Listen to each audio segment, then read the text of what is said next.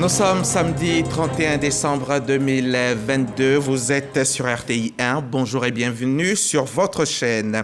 Le ministre d'État, ministre de la Défense, Téné Birahima Ouattara, s'est rendu à Togbo, localité de la région du Bonkani, à la frontière avec le Burkina Faso. Il y était au nom du chef de l'État, le président de la République, pour exprimer la reconnaissance et la gratitude de la nation aux soldats engagés dans la lutte contre le terrorisme sur cette ligne de front. Pour la sécurisation des personnes et des biens en cette fin d'année, la Direction générale de la police nationale a mis en place un dispositif particulier avec 18 000 éléments mobilisés.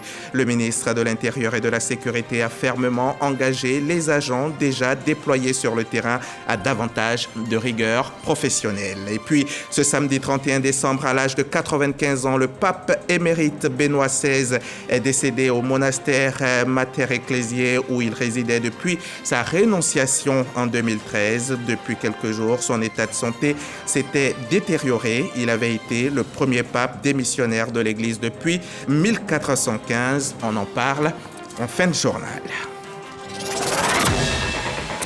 Nous sommes donc le 31 décembre 2022 et demain c'est le nouvel an. À la veille donc de 2023, ce soir à 20h, vous pourrez suivre en direct le message à la nation du chef de l'État, le président Alassane Ouattara. C'est à ne pas manquer, c'est sur RTI 1 et je l'ai dit, c'est à 20h précise.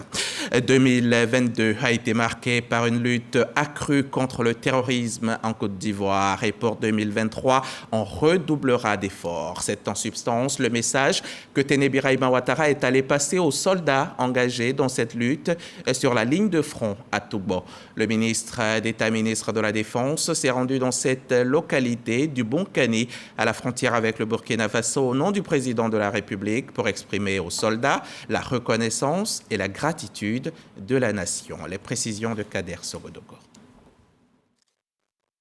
Togbo, région du Bonkani. Le ministre d'État, ministre de la Défense, Téné Birahima Ouattara, vient faire corps avec ses hommes. Les soldats de la zone opérationnelle Nord engagés dans la lutte contre le terrorisme. Ils sont en faction dans la localité qui a essuyé plusieurs attaques terroristes. Une mission de défense nationale qui amène le président de la République, chef suprême des armées, à dépêcher le ministre d'État, ministre de la Défense, pour témoigner à ces hommes la reconnaissance et la gratitude de la nation.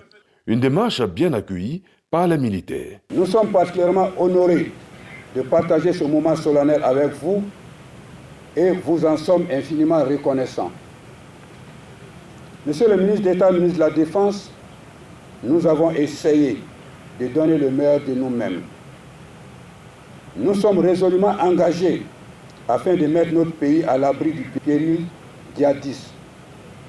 Sans tomber dans l'autosatisfaction, encore moins dans le triomphalisme, nous pensons modestement avoir obtenu quelques résultats en dépit des pertes que nous avons enregistrées. Face à la détermination et à l'engagement des soldats présents sur la ligne de front, la Côte d'Ivoire mettra tout en œuvre pour leur garantir des conditions de travail et de vie acceptables. Je voudrais, mon général, rassurer vos hommes sur le fait que le président de la République, chef suprême des armées, met tout en œuvre pour faire en sorte que les conditions de vie des soldats soient une préoccupation et la première des préoccupations.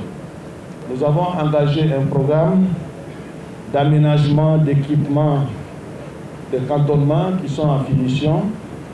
Nous allons encore lancer cette année des constructions de cantonnement pour essayer de loger le maximum de soldats qui vont au front dans des conditions décentes.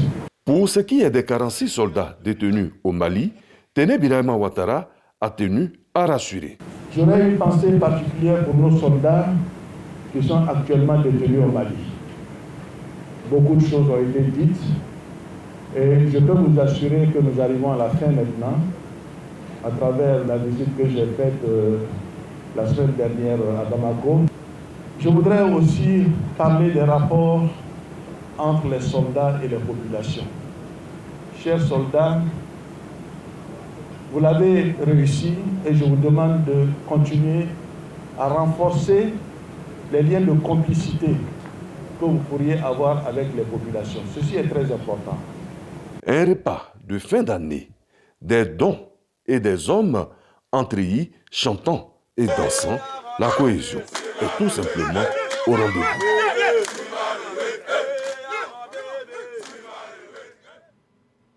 Et en cette période de fin d'année, ce sont 18 000 agents des forces de sécurité et de défense qui sont chargés de sécuriser l'ensemble du territoire national. Et plusieurs postes d'alerte de premier secours en sont déjà opérationnels. Le ministre de l'Intérieur et de la Sécurité, qui en a visité quelques-uns dans la nuit d'hier à aujourd'hui, a engagé les agents à la rigueur absolue. Walter Amadou Ouattara. Préfecture de police d'Abidjan. Un échantillon des différents corps rassemblés aux ordres du directeur général de la police nationale reçoit d'abord des encouragements pour le travail abattu. Puis, à l'attention des représentants des 18 000 éléments mis en mission sur l'ensemble du territoire national, l'instruction du ministre de l'Intérieur et de la Sécurité est claire. 24 heures par jour, pour que les citoyens de ce pays puissent dormir en paix. Je voudrais vous féliciter pour chaque acte que vous posez. Mais il y en a qui sont assez spectaculaires, qui méritent d'être évoqués. Je voudrais revenir sur la saisie de plus de 2 tonnes de cocaïne, quantité évaluée à plus de 41 milliards de nos francs. Noël s'est déroulé sans aucun incident, dans la ferveur totale. Bravo à vous. Jusqu'au 2 janvier, vous êtes engagés dans la sécurisation du territoire. Prenez votre travail au sérieux comme vous l'avez toujours fait. Le chef de l'État compte sur vous, le Premier ministre compte sur vous. Nous avons confiance en vous et nous savons que vous serez comme toujours vous l'avez été à la hauteur de l'enjeu. Au nom des troupes, l'administrateur de police, Youssouf Kouyaté, s'engage à assurer pleinement ce devoir professionnel. Et croyez-moi, monsieur le ministre, nous sommes engagés. Nous restons debout.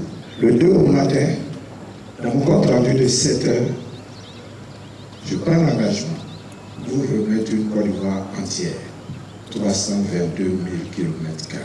Le général de corps d'armée, Wagondo Diomandé, a successivement visité le groupement des sapeurs-pompiers militaires à Adjamé et la préfecture de région au Plateau. Dans cette commune, le ministre a fait une escale à l'un des 13 postes d'alerte de premier secours érigés à Abidjan. En aval et en amont encore, l'État a pris toutes les dispositions pour que les citoyens puissent faire la fête en toute sécurité. Environ 600 lieux de culte, dont 180 à Abidjan, seront sécurisés et 593 carrefours, y compris 304 à l'intérieur du pays, bénéficieront d'observations préventives. Toutes ces mesures pour permettre aux populations de passer des moments festifs en toute quiétude. Et Walter Amadou Ouattara ajoute que l'indice de sécurité de la Côte d'Ivoire est passé d'1,3 l'année dernière à 1,2 cette année. En cette fin d'année, on parle de sécurité, mais on parle aussi de sport pour un esprit sain dans un corps sain. Et c'est du foot. Le tournoi de la municipalité à Abobo vient de prendre fin sous le parrainage de la ministre d'État Kandia Camara, maire de la commune. Et l'équipe championne, c'est le FC Ozar. On en sait plus avec Frédéric Oulaye et Didier Nguessan. Complexe sportif d'Abobo, le tournoi de la municipalité doté du trophée Kandia Camara, maire de la commune, a livré son verdict. Après les phases de poule, la finale a opposé la formation d'Ozar à celle de Sepa. À l'issue des 90 minutes, la rencontre s'est soldée par la victoire du FC Ozar sur un score de 4-1. La finale de la 11e édition de cette compétition a été parrainée par la maire Kandia Camara. Vainqueurs et vaincus se sont rejoués du fair play entre les différentes équipes lors de la compétition. Nous avons donné le meilleur de nous-mêmes, vu que l'équipe adverse était vraiment au point par rapport à nous, mais nous avons donné le meilleur de nous-mêmes ce soir. Je suis content. À la première mi-temps, on était en difficulté. À la deuxième période, on a levé la tête. On les a poussés, on a marqué 4 buts.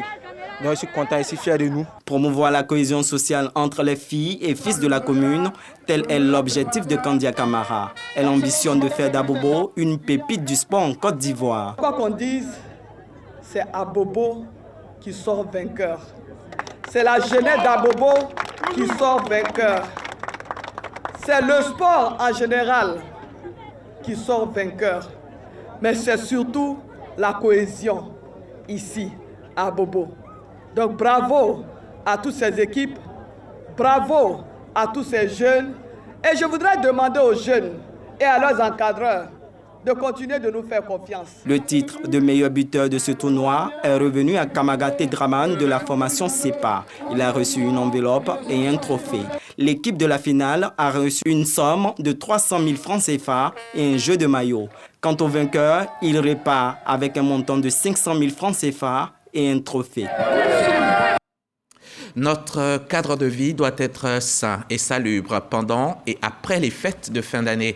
La Naged s'y emploie en tout cas. L'agence a lancé récemment une campagne de promotion de bonnes pratiques de gestion des déchets pour maintenir propre notre environnement. Les précisions de Grace Kando. Les fêtes de fin d'année, avec leur corollaire de déchets ménagers, souvent source de maladies, préoccupent. Pour une meilleure gestion et conditionnement des ordures, l'Agence nationale de gestion des déchets, ANAGED, mise sur la sensibilisation. Cibles visées, tenanciers de restaurants et maquis sont aussi concernés, les gares routières et les marchés.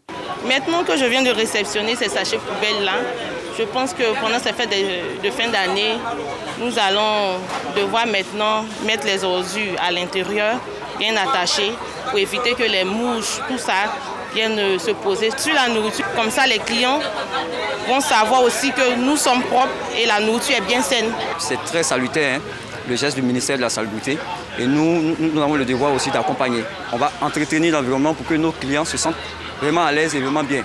Voilà, il faut que l'endroit soit parfait et bien propre. Une action qui bénéficie de l'appui des bénévoles œuvrant dans le domaine de la salubrité. Nous, effectivement, nous passons avec nos équipes pour faire du corps à corps, pour leur parler directement, et puis avec des exemples à l'appui, et puis leur offrant des sacs poubelles pour que leur montrer le bon exemple là où il faut conditionner les ordures.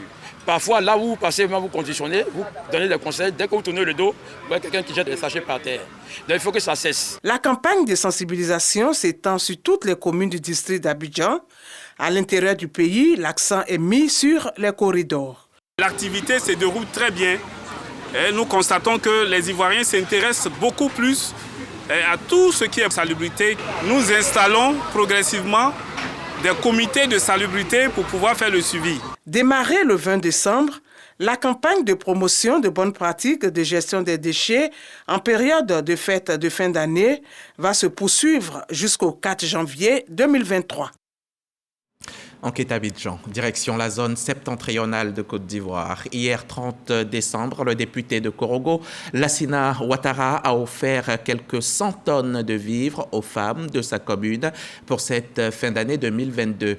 Un kit composé de riz, de pâtes alimentaires et de tomates. Lassina Ouattara précise que ce don a été rendu possible grâce au chef de l'État, le président Alassane Ouattara. Ami Sissoko. Une fois encore, l'honorable Lassina Ouattara fait parler son cœur à Korogo pour permettre aux femmes de sa circonscription de passer d'agréables moments en cette période de fête de fin d'année. Il leur offre des kits alimentaires essentiellement composés de riz et pâtes.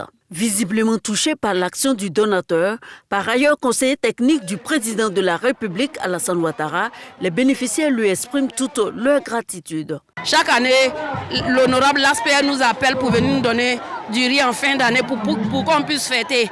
Même souvent dans les mois de carême, il nous appelle, il nous donne les mêmes choses encore. C'est une bonne occasion pour la fête parce qu'il y a plein d'hommes qui ne peuvent pas payer ce riz-là. Mais on leur donne ça gratuitement. En tout cas, nous sommes très contents pour ça. C'est la fête.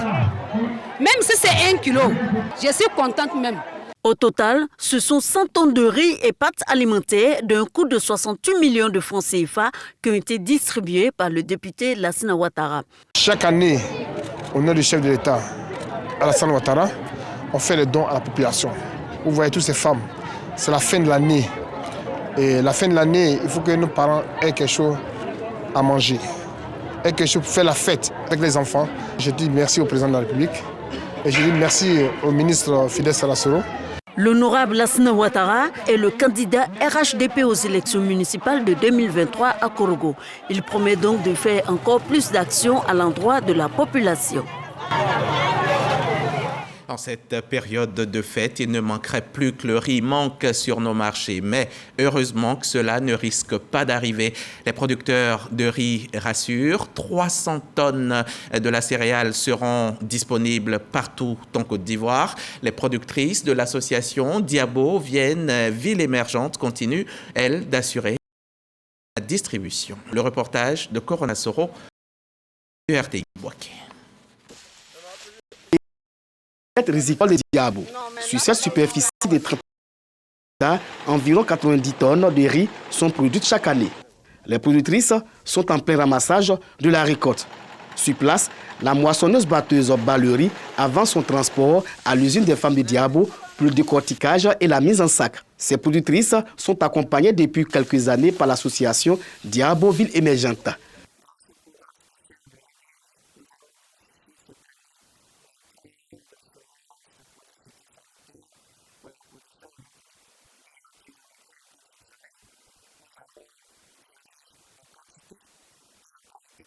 La production est directement achetée par l'association, toutes choses qui permettent à ces femmes d'évacuer aisément leur récolte.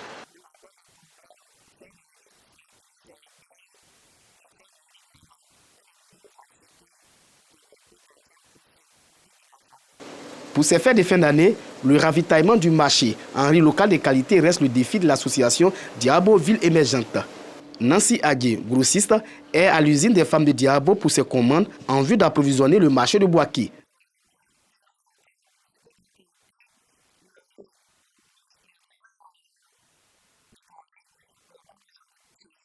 Pour le ravitaillement du marché en riz de qualité, la présidente de l'association rassure.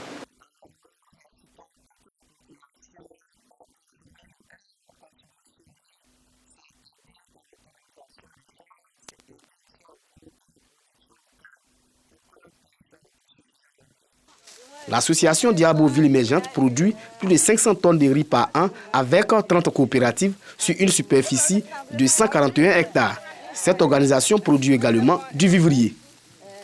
Nos enfants ont droit au bonheur, surtout quand la période leur est dédiée. À l'occasion de la fête de Noël, 1 millier d'enfants de gendarmes de la caserne d'Agban ont reçu de nombreux cadeaux. C'était en présence de Frédéric Olaï et Walter Amado Ouattara. Caserne de gendarmerie d'Agban en fête. Les enfants des gendarmes à l'honneur reçoivent la visite du Père Noël et du commandant supérieur de la gendarmerie nationale, les mains chargées de cadeaux. Plus de 1000 jouets sont distribués. Offrir un arbre de Noël aux enfants de la gendarmerie, ça fait plaisir de voir le sourire sur les lèvres des enfants et surtout les orphelins qui n'ont plus leurs parents. Donc vraiment, c'est un plaisir pour nous de donner un peu de joie aux enfants. On m'a donné un vélo et puis un cadeau. Merci tonton Apalo. J'ai reçu un vélo et je dis merci à Pépé Apalo. Selon le porte-parole du général de corps d'armée, Apalo Touré, cette remise de présents est un devoir des parents qui procurent du bonheur chez les tout-petits en cette période de fête.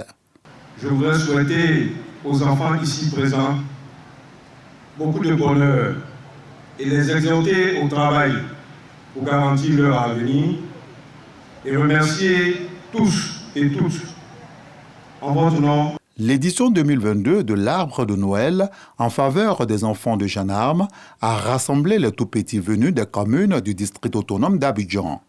Une journée animée par des jeux, des ballets ainsi que plusieurs prestations d'artistes.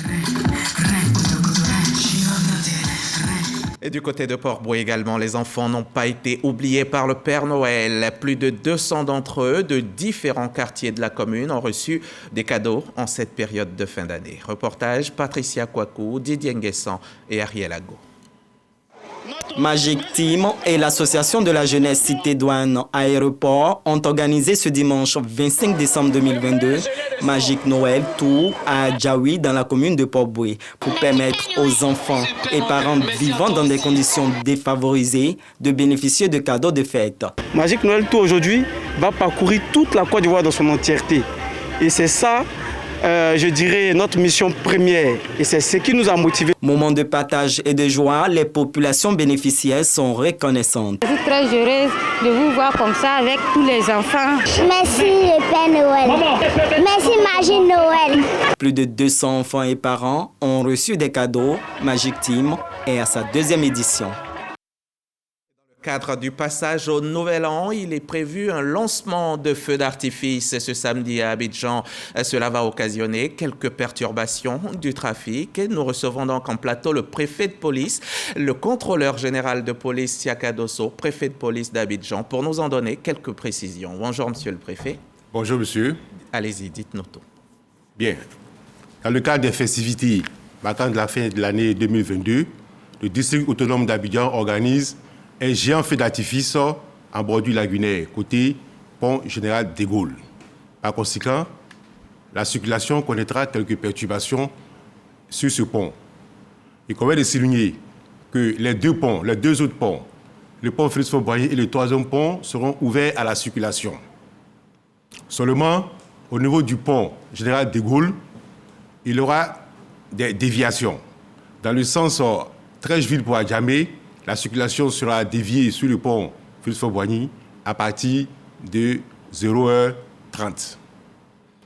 Dans le sens Adjamé pour Trècheville, la circulation sera déviée sur le pont Félix-Faure-Boigny à partir de 18h jusqu'à 3h du matin. D'accord, très bien. Monsieur le préfet, et combien de temps va prendre le lancement des feux d'artifice? 28 minutes exactement. 28 minutes, donc à compter à partir de 0h30? À partir de 0h30, on compte 28 minutes, la fin des feux. Et une fois les feux terminés, dans le pont général de Gaulle sera ouvert dans le sens Trècheville pour Plateau, 1 heure après la fin des feux. Et dans le sens Adjamé pour Trècheville, 3 heures du matin. La circulation reprendra son cours normal. D'accord. Et il faut préciser que le plan d'eau lagunaire sera également fermé?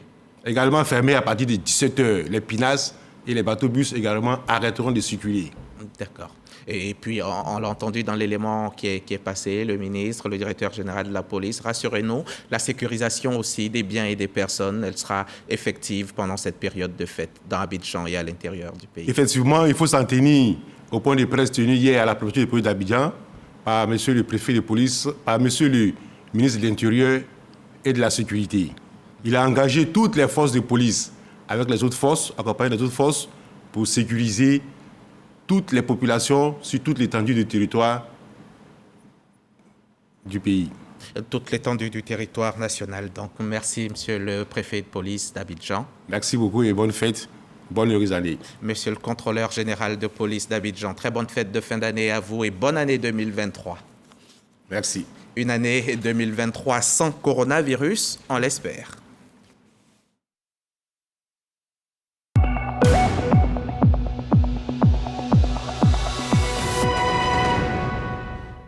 La Côte d'Ivoire compte à ce jour 87 941 cas confirmés de Covid avec 831 décès. La cataracte est une opacité du cristallin congénital ou acquise de nature dégénérative. Le symptôme principal est la baisse progressive et indolore de la vision. Le ministère de la Santé, à travers le Programme national de santé oculaire, a organisé une campagne de chirurgie gratuite des cas de cataracte au CHU de Trècheville.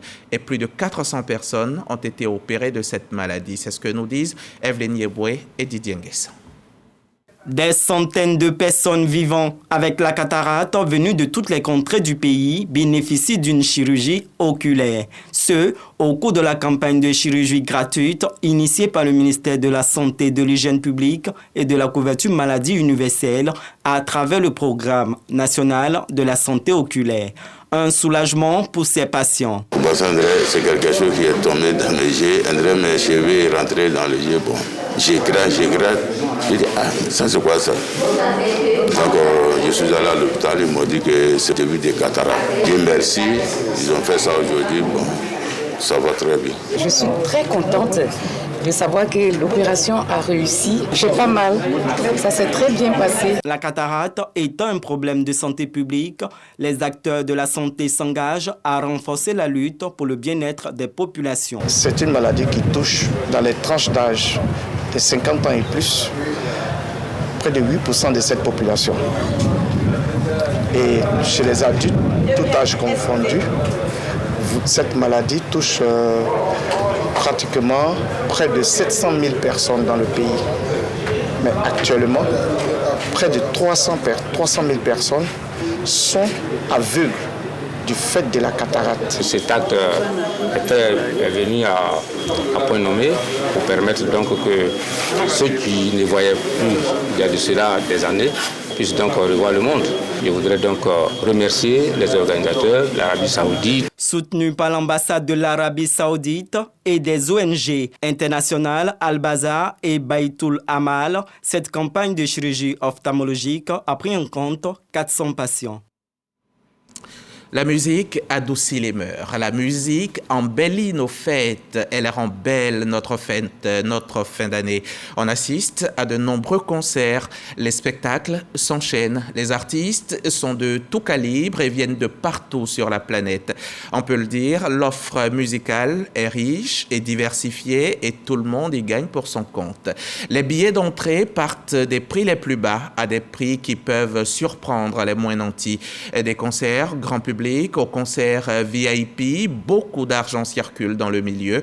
Nous allons y voir un peu clair en cette mi-journée. Du coût de location de la salle de spectacle aux différentes taxes qui s'imposent aux promoteurs, le public, lui, ne pense qu'à s'enjailler, et c'est le cas de le dire. Musique, Abidjan au rythme des concerts VIP, c'est le sujet que nous propose le duo Serge Pacom Didi et Serge Collier.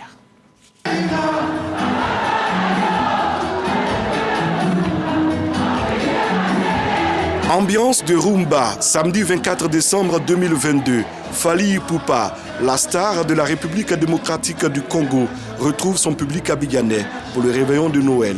Un concert de prestige. Les prix des tickets vont de 100 à 200 000 francs CFA. En 2020, un spectacle du même artiste avait atteint la barre de 1 500 000 francs CFA. Prestige ou surenchère? La question mérite d'être posée. L'année dernière, il y avait du monde. Et il y a ceux qui se plaignent, mais pour eux, il y a du coup les concerts grand public. Après, je pense qu'il y en a pour toutes les bourses. Donc pour chaque portefeuille, je pense qu'il y a du Fally pour chaque portefeuille. Depuis 2019, les concerts dits VIP ou VVIP en privé ou dans des salles font partie de la réalité du showbiz en Côte d'Ivoire. Les tarifs d'entrée oscillent entre 50 000 et 300 000 francs de façon générale.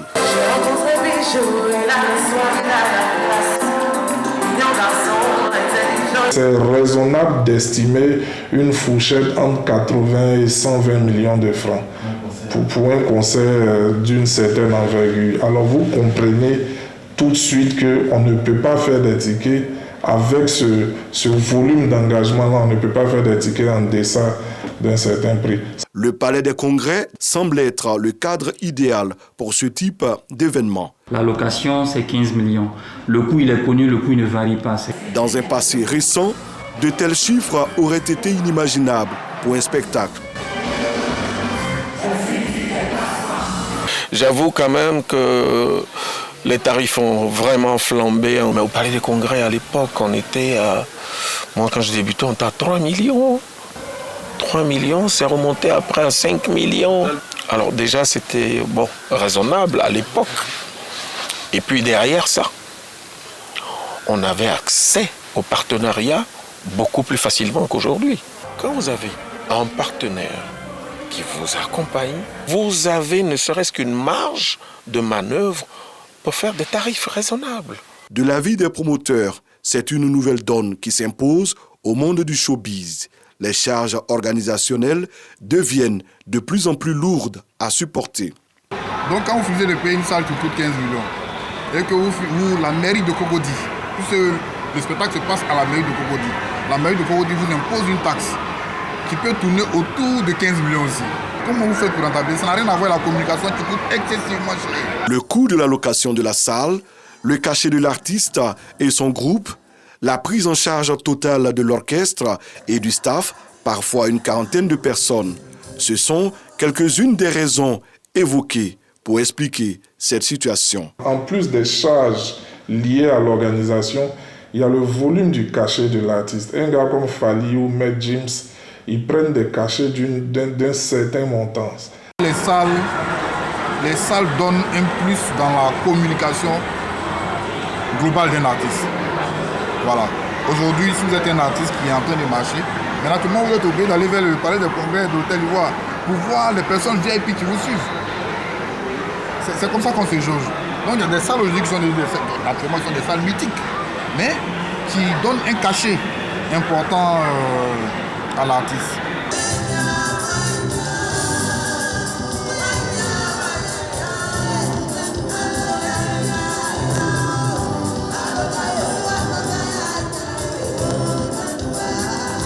C'est une question de disposition, c'est une question de coût de la salle, c'est une question de commodité, en raison aussi du confort et de tout ce qu'on veut donner à ces fans qui viendront. Déjà, ils seront reçus sur un tapis rouge, ils seront escortés par un service protocolaire. Donc, véritablement, il y a tout un confort qui est mis en œuvre pour que tout se passe très bien.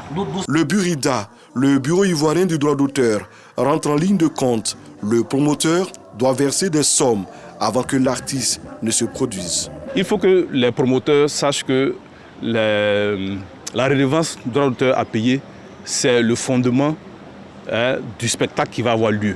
Il y a des tarifs qui sont prévus, qui tiennent compte de leur chiffre d'affaires, etc. Mais quand les promoteurs viennent vers nous, il y a un forfait qui leur est accordé. Pour voir en prestation les artistes nationaux, africains ou internationaux dans certains espaces, il faut désormais délier les cordons de la bourse.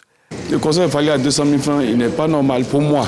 C'est très cher pour l'Ivoirien. Non, le prix, c'est une légende. Déjà qu'il a rempli un stade, déjà c'est à respecter. Donc ici en Côte d'Ivoire, il n'a plus rien à prouver. Abidjan, plaque tournante de la musique africaine, mérite bien son statut, surtout en cette période de fête de fin d'année.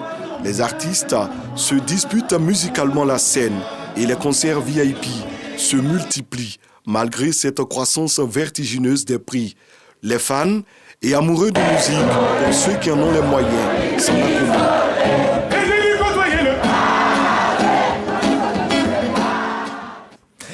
Abidjan au rythme des concerts VIP, très joli reportage de Serge Pacom-Didi, Serge Coléa et Ariel Ago. Joseph Ratzinger, Benoît XVI, selon son nom de règne, pape émérite depuis qu'il avait renoncé aux fonctions de souverain pontife en 2013, est mort, devenu pape en 2005 sous le nom de Benoît XVI avant de se retirer dans un monastère du Vatican en 2013, laissant la place à François, est mort ce samedi à l'âge de 95 ans. Celui qui conservait le titre de pape émérite avait en effet faibli au fil des années. Son corps sera exposé à partir de lundi matin dans le cadre solennel de la basilique Saint-Pierre pour permettre aux fidèles de le saluer. Et ce soir à 0 heure, nous saluerons l'arrivée du nouvel an 2023, année de prospérité en perspective. Je serai là demain à 13h pour le tout premier 13h de l'an. Mais ce soir, le dernier 20h de l'année 2022 sera assuré par un monument, le dinosaure du JT, le talentueux monsieur le conseiller du DG, David Mobio. Merci à tous ceux qui m'ont aidé à vous présenter cette édition. Merci à Abiba Dambele Sawe, Adama Kone, Issa Chonon Yeo, Perpétuquement, Herba Sophie Bro, Ben Junior, Afoué Sanogo, Ngbe Alain, Agnero Jean-Baptiste, Yédé Lorraine, Akesse Jean-Baptiste, Kwasi Émilie, Koulibaly Kitianjo, Goré Rachel, Sissé Sarah. Bonne année 2023 à tous et joyeux anniversaire à ma maquilleuse du jour, Joséphine Anno. À demain, 13h.